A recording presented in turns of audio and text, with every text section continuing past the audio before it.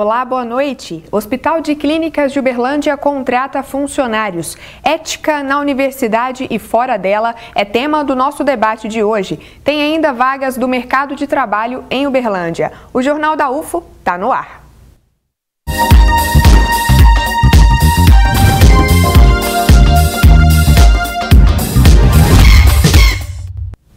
O Hospital de Clínicas de Uberlândia, o HC, abriu processo seletivo para contratar almoxarife e motorista. As inscrições para o processo seletivo simplificado vão até quinta-feira, 21 de fevereiro. Você pode se inscrever pelo site www.hc.ufo.br ou pessoalmente no setor de Gestão de Desenvolvimento Humano em Saúde do HC. Mais detalhes no comunica.ufo.br. Já parou para pensar como a ética é importante na universidade? Plágio, por exemplo, é crime. Existe também o autoplágio. Olha só. Há pouco mais de 15 anos, Alexandre passou por uma situação nada agradável.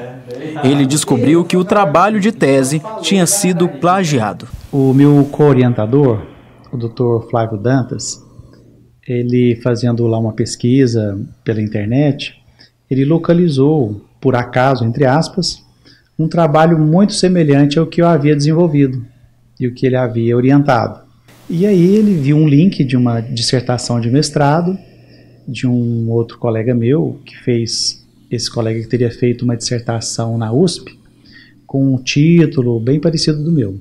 E aí quando ele mandou o link, eu abri, eu percebi que havia bem que uma cópia mesmo do meu trabalho, em torno de 70% do conteúdo que eu havia redigido. Nós entramos em contato e acabou que chegamos num acordo, né? Ele reconheceu que de fato havia feito uma cópia, né? Um plágio indevido, e aí, através dos advogados, a gente resolveu isso de uma forma, um acordo, entramos num acordo. Na época, o sentimento de ter o trabalho copiado por outra pessoa lhe deixou frustrado. Você dedica muito tempo no planejamento, na execução, né? E realmente é algo muito... não é legal, né? Não é boa essa sensação de forma alguma. Atitudes como esta podem acontecer em qualquer universidade. Este professor do curso de Direito da UFO fala sobre a necessidade da ética no campo acadêmico. O plágio acontece, né? Ele ocorre. A gente não pode dizer com honestidade que existe uma enorme quantidade de plágios ou dessas situações desagradáveis, mas que essas situações ocorrem, isso é verdade, tanto que para isso nós temos, né, vamos dizer assim, uma série de instâncias fiscalizadoras, apuradoras desse tipo de infração. Valmont ainda explica sobre o que é plágio e o autoplágio. O plágio é quando você se utiliza de produtos, de algo criado por outro ou por outros, e, em primeiro lugar, você não indica ou não referencia essa fonte, esse lugar de onde você tirou, ou, pior do que isso, propositalmente, né, você realiza essa apropriação de um produto ou de uma criação de outro. Isto é o plágio. No autoplágio, a pessoa utiliza algo que ela já apresentou, que ela já fez circular, que ela já levou ao conhecimento da comunidade e ela apresenta esta sua mesma criação como se fosse algo absolutamente novo. É natural que um pesquisador ou uma pesquisadora ele vá ou ela vá progredindo nas suas criações. Isso não é um problema. O problema é quando você omite criações anteriores ou dá aquela mascarada para lograr as outras pessoas, apresentando como algo inédito, como uma novidade. Quem pratica essa ação está sujeito a várias consequências. Bom, primeiro, no caso do plágio, o autor original, o autor verdadeiro, a autora verdadeira, sofreu uma lesão. Isso pode ter consequências tanto criminais, como as próprias consequências civis, ou seja, essa pessoa tem direito à reparação pelo prejuízo sofrido, a partir do momento em que um outro ou outra utilizou indevidamente. O autoplágio, há consequências, por exemplo, consequências administrativas. Você, por exemplo, pode ter feito autoplágio apresentando o trabalho numa banca conclusiva de doutorado ou de mestrado. Você logrou seus avaliadores, você procurou lograr aqueles requisitos que se espera na apresentação de um trabalho de mestrado e doutorado. A consequência pode ser, inclusive, a invalidação completa, você não obter esse título, não é? Pode ter consequências administrativas e penais também, como, por exemplo, utilizar esse produto de uma forma dissimulada, enganando os outros, não é? No caso do plágio também, não do autoplágio, vai acontecer uma coisa semelhante. Um trabalho plagiado, ele vai ter consequências administrativas que pode ser invalidação das consequências que porventura essa pessoa tentou obter com este trabalho, elas serão todas anuladas. E para falar sobre o assunto, temos hoje 2 professores do Instituto de Filosofia da UFO. A professora Geórgia Amitrano. Boa noite, professora. Obrigada. Boa noite, obrigada mais uma vez pelo convite. É um prazer receber você. E o professor Alcino Bonella, também um prazer. Obrigada, professor. Eu que agradeço. Boa noite. Boa noite. Professor Alcino, eu começo com você. O que é ética? Bom, ética é todo o esforço que nós podemos fazer para pensar de maneira mais clara acerca da nossa conduta ou das nossas condutas. E é também todo esforço para pensar de maneira avaliativa, de maneira moral, sobre as condutas, né? Então, se a gente distingue ética e moral, a ética é uma disciplina que nos ajuda a deliberar. E a moralidade é o conjunto das supostas ações ou normas de ações que são as ações corretas, ou seja, é pensar em qual seria a coisa certa a fazer. Como nesse caso da nossa entrevista com o professor Valmut acerca da ética na universidade. Certo. Professora Geórgia, quem decide o que é ético e o que não é ético? Pergunta difícil. Bom, o Alcino está aqui e eu não sei se eu acho que ele vai concordar comigo. A questão da ética ela é uma questão mais ampla. De certo modo, tentando fazer com que a maioria da população consiga entender, é algo que estaria mais generalista. Algo como um não matar. Extremo. Não só extremos, coisas básicas, mínimas, mas que são gerais para todos. Uma coisa não ética, ela implica necessariamente uma ação contra alguém. Seja, como o Valmut falou, eu acho que isso ficou bem interessante na fala dele, quando, por exemplo, ele fala do autoplágio. Aparentemente, eu estou lesando a mim, mas não é fato. Eu estou lesando aquele que confiou em mim. Isso é uma ação não ética, que é diferente das questões morais nesse sentido. Porque nós temos valores morais, e esses valores morais eles são de acordo com uma cultura, um tempo histórico, determinadas situações. Ele é bem mais amplo nesse sentido. A moral ela não é única, a ética ela é mais generalista. Eu não consigo pensar uma ética universal, mas há coisas básicas como não matar, não roubar, mas nós sabemos que numa guerra o não matar, né? Há relações aqui. Então, dependeria do contexto, a ética e a moral, do contexto, do tempo, do lugar? Não, a ética é universal. Não? A ética é universal. Não, a ética é maior, ela é mais Entendi. ampla. A moral é que é mais relativa nesse sentido. Tem cultura. A minha moral não é a mesma de uma pessoa que mora no Estado Islâmico, que vive sob a doutrina do Estado Islâmico. Mas o que é ético aqui, provavelmente é ético lá também. Deveria ser. O senhor concorda, professor? Deveria ser. Concordo com essa perspectiva. Talvez a gente tenha algumas coisas diferentes ou uma questão de linguagem só. Se a gente conversasse com mais tempo, talvez chegaríamos a defender as mesmas coisas com uma linguagem parecida, mas eu acho que no fundo não só nós aqui na mesa, mesmo as pessoas comuns, se perdem um pouco mais de tempo para esclarecer o que estão pensando, elas conseguem, acho que, concordar. Por exemplo, quando a gente diz que uma ação correta depende das circunstâncias, a gente não está dizendo que depende da mera opinião minha, sua ou do grupo social. A gente está dizendo que é importante que a gente distingua uma circunstância nos seus fatos, o que está acontecendo, quais as consequências, quais as pessoas. de dizer que depende porque num lugar se pensa isso, no outro se pensa aquilo. Não, normalmente a gente pode errar e as culturas podem errar. Então, a ética é relativa às circunstâncias, no sentido de que são os fatos e o nosso melhor raciocínio que pode nos orientar a saber a coisa certa a fazer. Nesse sentido, ela é universal. Certo. A ética tem uma aliança, é certo dizer, com o direito, com a punição a quem foge do que é correto? Como é que é essa relação? Bom, a ética, ela começa como uma disciplina filosófica. Se eu parar para pensar, eu sempre brinco aqui que eu sou uma pesquisadora da contemporaneidade, eu estou sempre voltando para Platão e Aristóteles quando eu sento aqui. É um assunto antigo.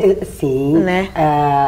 Se a gente pegar a República de Platão, você vai ter... Platão, no livro de 1 a 4, ele vai falar um pouco da justiça, no livro 2, mais ou menos, ele vai trabalhar uma questão interessante, que é sobre a relação de ser justo e injusto, que é a tradução que a gente tem para o português, né? E ele vai dizer, é mais fácil ser injusto, é melhor ser injusto, porque o injusto ganha vantagens. O justo é aquele que sabe que... Então, que vai ter que perder por alguma coisa.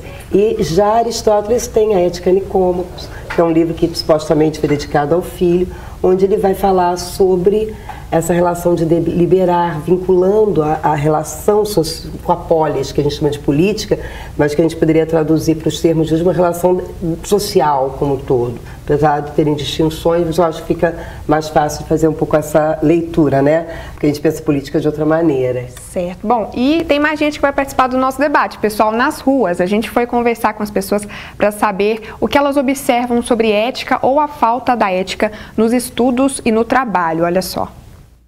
O que você acha antiético na sala de aula, entre os colegas? O que para você é antiético? A competição que eles geram em torno de si, porque até hoje em dia, para você estar no nível superior, é competição. Os alunos acham que ele tem que te derrubar, aí você apresenta a crítica e a superioridade de um e do outro. Então, hoje em dia, a gente vive numa falta de ética 100% aqui na população. No seu trabalho, entre os colegas que trabalham ou já trabalharam com você, o que você considera antiético? Com certeza a falta do bom dia, né, que é a falta acho que é uma falta de educação com as pessoas e a falta de profissionalismo mesmo, entendeu? Eu acho que assim, é uma falta é uma antiética, eu acho. Né? No seu trabalho, o que você considera antiético entre os profissionais que trabalharam ou trabalham com você? Quando um outro profissional tenta derrubar o outro profissionalmente. Isso, no caso, acaba sendo prejudicial. Isso, eu considero isso prejudicial. E acho antiético, minha maneira de pensar.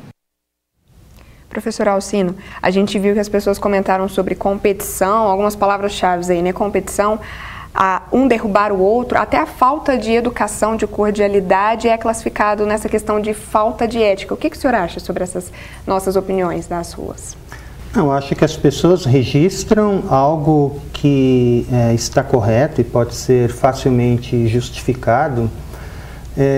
Na verdade, eu achei interessante que o núcleo, a razão para criticarem a competição ou a maneira de se relacionar é um passar o outro para trás. Ou seja, é usar de algum tipo de artimanha ou de fala ou de ato escondido para tirar uma vantagem. Então, grosso modo, eu acho que nós já aprendemos isso, principalmente no Brasil, mas grosso modo a experiência humana e a reflexão nos ensina que um ponto crucial antiético é a famosa cultura do jeitinho, em que a gente tenta não só levar vantagem sobre uma outra pessoa, mas sobre a sociedade, para o próprio interesse, mas pior, causar danos, ou causar lesões, ou causar prejuízos a uma outra pessoa. Então, na verdade, causar danos aos outros, causar dor ou desconforto, ou ser desonesto, roubar, isso é um dos padrões na nossa história toda, mas no mínimo na nossa consciência hoje, do que seria coisa errada, ou seja, não é certo causar dano a ponto de que, se por acaso se causa, mesmo que haja alguma razão, a gente tem de reparar o dano ou dar um ressarcimento pelo dano. Então eu acho que as pessoas estão mostrando isso. Mas elas mostraram também por que a ética é mais ampla, inclusive que o direito e a política. Porque aparentemente não dar o bom dia é só ser uma pessoa muito chata, né? E uma pessoa que não é legal com a gente. Mas, e aqui a gente pode voltar para a ética universitária, para a ética na nossa vida de estudantes, professores, funcionários. A boa educação é uma das maneiras de sermos bons profissionais. E sermos bons profissionais, para sermos produtivos com os colegas, é uma maneira de uma instituição ser boa para a sociedade. Então, ou porque indiretamente sermos mal educados é uma forma de não sermos a melhor equipe para gerar benefícios para a sociedade, ou porque é uma forma de desrespeitar as pessoas, né? De não levar as pessoas a sério como se elas fossem iguais a nós e não qualquer um.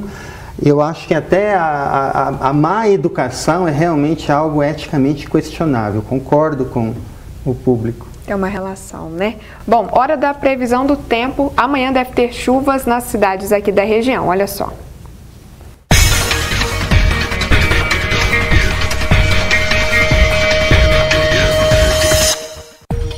A quarta-feira em Uberlândia deve ser quente e chuvosa, com mínima de 19 graus e máxima de 27. A possibilidade de chover é de 80%. E o dia em Monte Carmelo deve ter temperaturas mais altas. Os termômetros variam entre 19 e 31 graus. Pode chover durante todo o dia. Em Patos de Minas, a previsão é parecida, mas fica menos quente. Mínima de 18, máxima de 27 graus e alta probabilidade de chover. E quem está em Utuiutaba não pode esquecer o guarda-chuva. O calor continua e tem previsão de chuva para o dia inteiro. As temperaturas variam entre 20 e 30 graus. Em Araxá, tem risco inclusive de tempestade. A possibilidade de chuva é de 90%. Mínima de 19 e máxima de 30 graus. E no próximo bloco, a Comissão de Ética da UFO e as vagas do mercado de trabalho em Uberlândia. A gente já volta.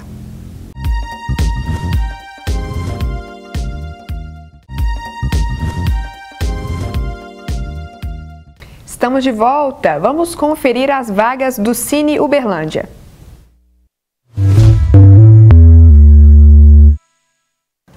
8 vagas para auxiliar de limpeza. É necessário ter ensino fundamental completo e experiência de 6 meses. O salário é de R$ 1.124,50. Oportunidade para eletricista de manutenção predial. Quem se candidatar precisa ter ensino médio completo e o salário é de R$ 1.356. E quem já trabalhou 6 meses como auxiliar de açougue pode se candidatar a essa vaga. Também precisa de ensino médio completo. Uma vaga para mecânico industrial. O salário é de R$ 1.900. Os contratantes pedem 6 meses de experiência e ensino médio completo. Dá para conferir essas e outras vagas no Cine de Uberlândia, que fica na Avenida Nicomedes Alves dos Santos, 136, no centro. O horário de atendimento vai das 8 da manhã às 5 da tarde. Agora, a gente vai conhecer um pouco do trabalho da Comissão de Ética da UFO e do Centro de Pesquisa com Seres Humanos. Olha só. A Comissão de Ética da Universidade Federal de Uberlândia surgiu em 2012, com o intuito de dar apoio a dirigentes e servidores da instituição. A função da comissão é de apurar denúncias e desvio de condutas. A Comissão de Ética ela é composta por 6 membros. Temos uma secretaria própria e essa comissão ela procura divulgar, difundir cada vez mais a necessidade de observância das normas éticas para um bom funcionamento do serviço público. Que o servidor seja honesto, correto, justo, que tenha um bom trato com as pessoas e especialmente por a gente participar aqui de uma universidade federal, o servidor público ele precisa ter uma postura ética, tanto no ensino, como na pesquisa, como na extensão. A presidente da comissão explica que uma das funções importantes do trabalho é a pedagógica. A comissão ela está aberta a todo e qualquer convite da comunidade acadêmica Quem quiser nos convidar para que a gente participe realmente, leve essas normativas para que todos tomem conhecimento, a gente realmente faz esse trabalho.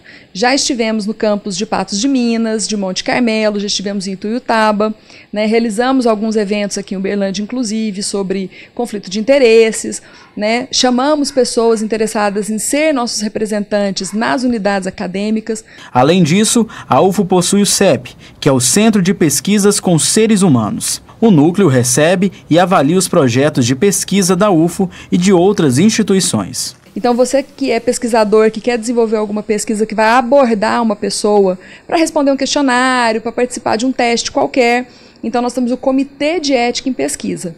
Logicamente que os servidores públicos aqui trabalham muito com pesquisa, então é preciso reforçar. A ética deve estar presente não apenas nas atividades de ensino, também nas de pesquisa e de extensão. Por isso é fundamental que qualquer servidor aqui da UF que queira desenvolver atividades de pesquisa, procure o CEP, procure o Comitê de Ética em Pesquisa com Seres Humanos para se resguardar nesse sentido e evitar possíveis infrações éticas nas suas pesquisas, nas suas atividades externas. Seja no trabalho ou no local de ensino, a ética é necessária em qualquer lugar. Existe uma preocupação grande que os servidores públicos atuem de acordo, né, com a sua função, servir ao público, servir à coletividade da melhor maneira possível. E é importante reforçar também que, apesar da gente estar tratando aqui de servidores públicos e vir à nossa mente que estamos falando de docentes e técnicos, isso não é correto.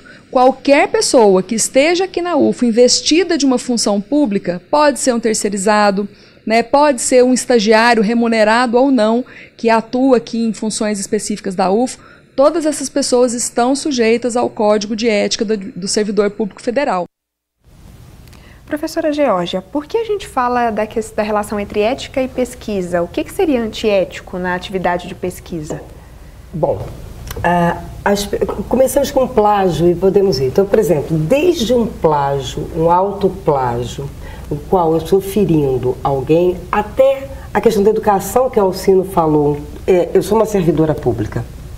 Então, a transparência no meu trabalho, o cumprimento com os meus deveres, a boa educação. Por quê? Porque nós somos, isso não é uma questão só, obviamente, do servidor, mas enquanto servidor público, em especial o servidor público federal, nós somos pagos pelo dinheiro do contribuinte. Ou seja, todo mundo, a sociedade exatamente, toda, né? Ou seja, nós estamos diante de ações que têm desde as normas mínimas do trabalho de pesquisa à sala de aula. E a pesquisa, a gente fala muito da pesquisa com seres humanos, mas nós não temos na UFO só um comitê de ética humana, nós temos um comitê de ética animal. E isso também é importante de ser reforçado, porque nós achamos, lembrar o caso de Brumadinho, que ali você tem uma série de questões envolvidas. Eu acho que Brumadinho agora, infelizmente, ou ainda também tão infelizmente, o caso dos meninos que vieram falecer de maneira tão terrível no Flamengo. O que nós temos ali? Alguém queria matar aquelas pessoas? Não. Né?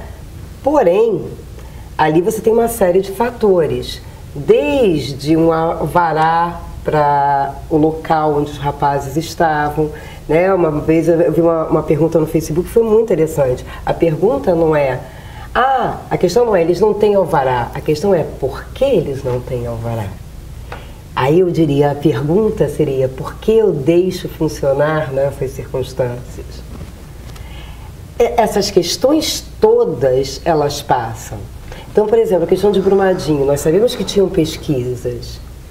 E as pesquisas, nesse sentido, se elas são levadas da melhor maneira possível, elas podem evitar. No momento que eu inibo uma pesquisa, a ética não é só do pesquisador. A gente pensa que é só do pesquisador, não é? Não. É também daquele órgão de fomento que de repente quer... Isso no Brasil eu não conheço nenhum evento, mas eu sei que há países em que determinados cientistas são obrigados, ou já foram obrigados, em determinados momentos históricos, a pesquisar coisas bélicas. Né? E aí tem um questionamento ético. Você tem um questionamento ético. questões biológicas, para você produzir doenças, isso tudo, a pesquisa está envolvida com tudo isso. A gente pensa que não. Então, tudo isso, a gente parece a teoria da conspiração, mas não é. Todas essas coisas acontecem. Quando eu falei dos animais, eu queria trazer em questão que não são só seres humanos. Eu também tenho que ter uma ética com aqueles outros seres vivos. Eu falei dos animais, quando eu tenho todo um ecossistema. Isso tudo. Por isso, quando eu falo que a questão ética é sempre um pouco mais ampla, o respeito ao meu aluno na universidade pública, num estado laico, eu tenho que ter um respeito a todas as possibilidades, a todas as diferenças. Claro que isso tem uma faca de dois gumes, eu também tenho que receber esse respeito. O servidor, inclusive faltar com respeito ao servidor, se não me falha a memória, é um crime. Sim, eu estou representando o Estado nesse sentido.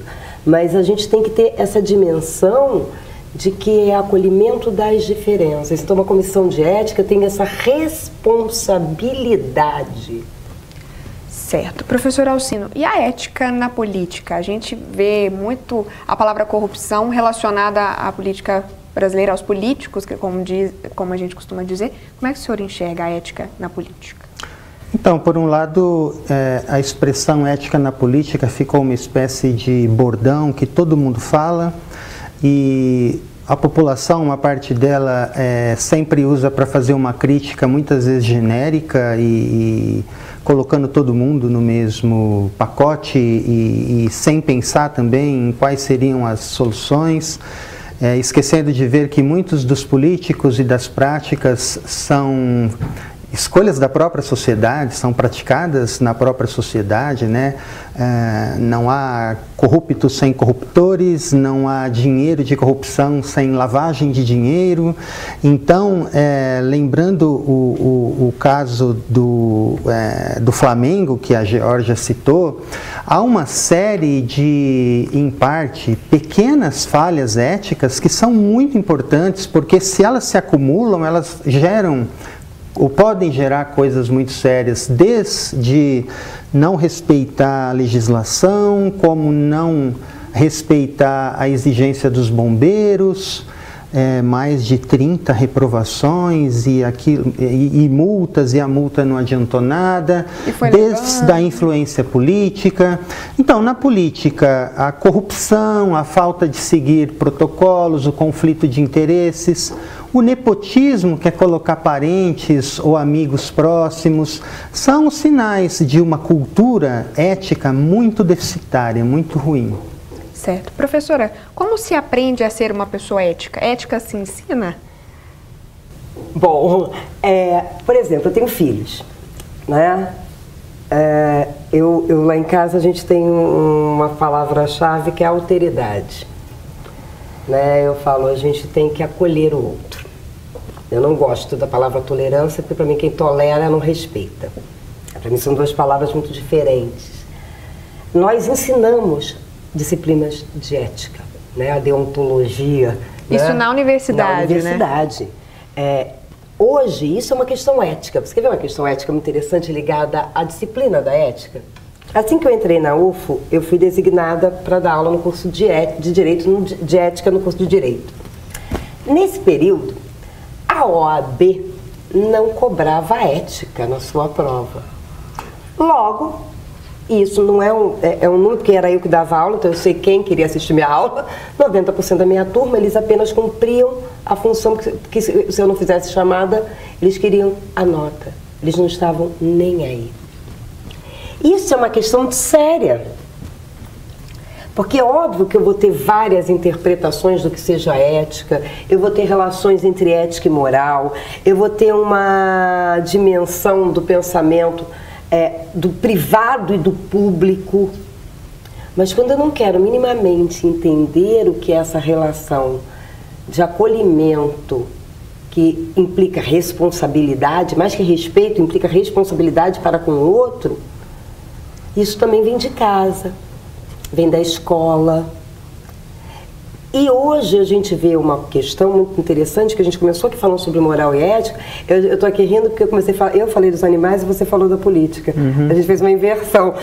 Porque ele é o cara da ética animal da política. E você da política. Exatamente. Eu estou achando até que eu achei graça. É o bom do debate, né? Eu falei dos animais, né? Mas tudo bem. A gente tem livro, tem artigo no livro sobre ética animal, tá tudo certo. Brincadeira à parte, essa questão da moral. A moral também tem um âmbito privado, meu âmbito religioso, é meu. Eu tenho a minha casa, as regras da minha casa, tem regras. As regras da casa do outro são diferentes, mas as regras da minha casa, as regras da minha fé, as regras do meu modo de agir, ou seja, a minha moral particular, mesmo que ela esteja dentro de um determinado coletivo, ela não pode, em hipótese alguma, ferir o outro. Então isso se ensina assim. E a gente ensina isso normalmente, eu acho que mais do que na universidade, nas escolas. A educação básica nesse sentido é crucial. Eu tive aqui numa fala, a gente falou sobre homofobia, tive uma sobre o feminismo. Se o Alcino quiser me atropelar, pode atropelar aqui. Nós estávamos falando exatamente sobre essa questão de educação sexual na escola. Uma coisa interessante, porque as pessoas deturpam, quando na verdade é para ensinar respeito ao próprio corpo, ao corpo do outro. Ninguém vem ensinar a fazer sexo. Eu acho que isso é instintivo. É verdade, mas eu posso ensinar a preservar, né? Uma ideia de preservação. Eu não posso acusar, por exemplo, um modo de agir de uma pessoa, como essa mulher que ficou 4 horas sendo espancada pelo advogado, porque o modo dela é mais livre. Quem agiu errado não foi ela? Nunca. Mas aquele que a viola. Eu acho que isso se ensina, minha avó dizia, de berço.